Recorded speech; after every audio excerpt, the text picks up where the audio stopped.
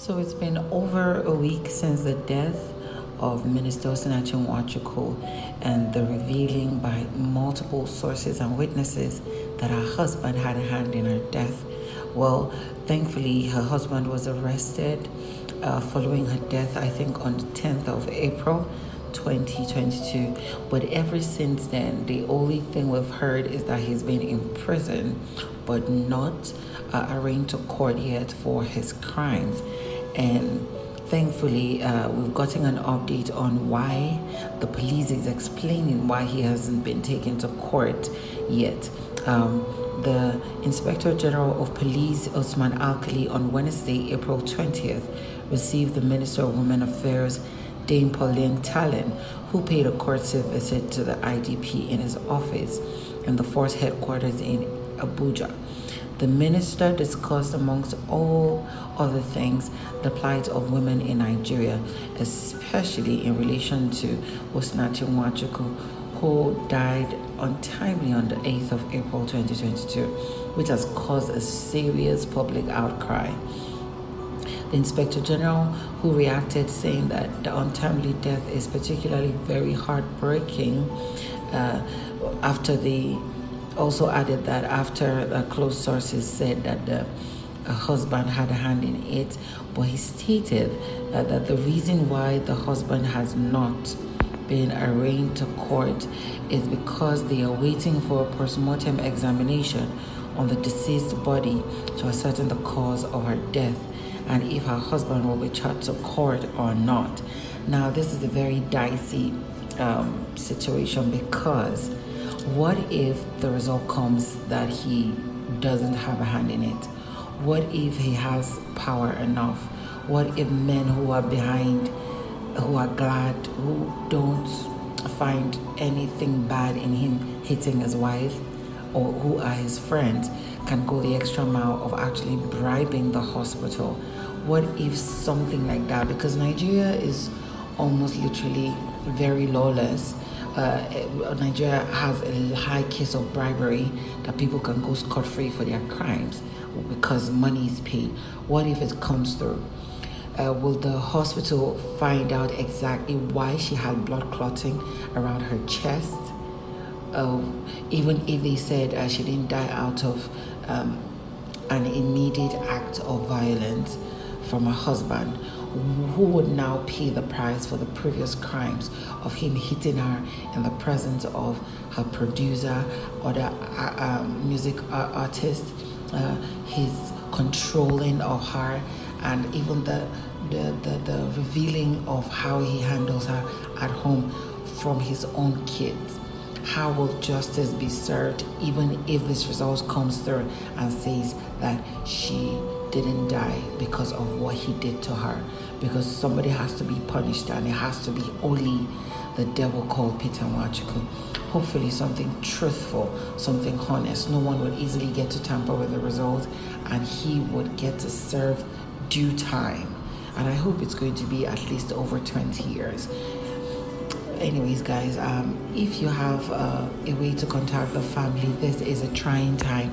Her family and her kids, you can send your support to them one way or the other. So this, even after losing someone as important as her, that their lives will not remain miserable. This is a complete English translation voiced by True Crimes and Mysteries. The first time something wasn't right, that I knew that something wasn't right, she was coming to Lagos. She was coming to Lagos. She called me and said she's coming to Lagos. She had a connecting flight. She was going somewhere else. So she told me she has a connecting flight. Would I be at the airport? And I was working that day. She would arrive. I had finished around the time that she would arrive at the airport. So I told her, of course, yes, we'll see. She said, okay. When Rocha was here, so when I was done working and called her, flight was rescheduled. Her flight was rescheduled. She had a connecting flight that day. So because she had a connecting flight that day, she couldn't continue to where she was going to. She was going to come into Lagos late. And she was going to come into Lagos very late. So I asked her, what's your plan going to be? She said, oh, you know, it's not Lagos I plan to come to. And there was no hotel bookings for me. Come and stay with me now. So I told her, it's fine, come and stay with me. I said, have you eaten? She said, no. okay. I asked her if she had eaten. She said, no. I called my sister. So I called my sister. Can you make something? Please, OC is coming. You know, I was supposed to wait for her and see her. But I couldn't. I was supposed to wait for her and see her. So but I couldn't because her flight was rescheduled. So I went home. Sister prepared something and everything. My sister prepared something. She came into Lagos around 10 p.m. She departed. When she boarded, when she landed, she called me. When she landed, she called me. So I told her, we've cooked for you. Are you going to come or I come pick you because it's late? Or do you want to take a cab from the airport? So she told me, oh, I don't want trouble. I need to call my husband first. It's late now. So I told her, okay, but it's late. We've already prepared for you. I'm sure he won't have any issue. She said, I'll call back. I'll get back to you. I said that her husband said no. When she called back, she said that her husband said no. What do you mean? I was like, what do you mean? You don't even live in Lagos. It's late. What do you mean? You don't even live in Lagos. So what is the plan? What is he saying? He said that I would go look for a hotel. So I told her, you and who are going to go and look for a hotel? You don't even stay in Lagos.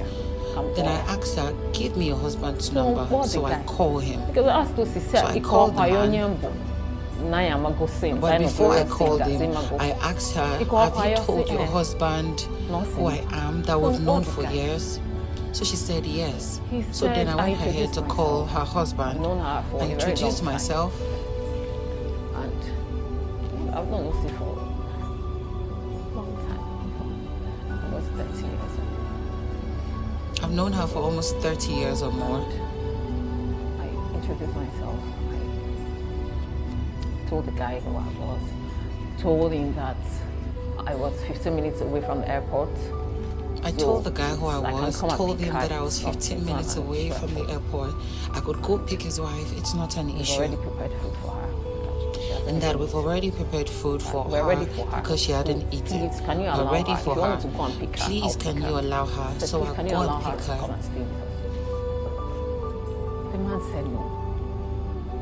So I was trying to persuade him, like, you know, it's very late and it's not good for her to be out at this time looking for a hotel. She doesn't know anywhere now. If the hotel was booked ahead, it's fine, she'll just go find her way there. But she will have to start searching for. So he said, no, that's fine now. She's not going to stay with anybody. Like, he doesn't like her staying with anybody. I was still trying to persuade him. I'm not anybody. Like, we're not strangers. We've known, and she's not an inconvenience at all. If you think she's going to inconvenience us, no, she's not an inconvenience. He said, no, that's fine now. That's how we ended. I now called Osi back. I said, Osi, what is the problem? And she said, you've seen it now. I told her he didn't agree. She said, you've seen it. I told you. So I asked her, so what's your plan right now? Then she said her husband said she would go and look for a hotel around the airport. Then I told her, okay, no problem. Let me come and pick you. I will look for a hotel. And she said, no, I don't want trouble. I will go look for a hotel myself. The shocking thing was that Osi had to stay at the airport and wait for him to send money for her to get a hotel booking. So ask her, Osi, what do you mean? Aren't you going for a program? Book hotel with the money now. Book hotel with the money. It's getting late. Book hotel with the money. Then you can sell whatever. She said, Said, "Dad, do you want it?"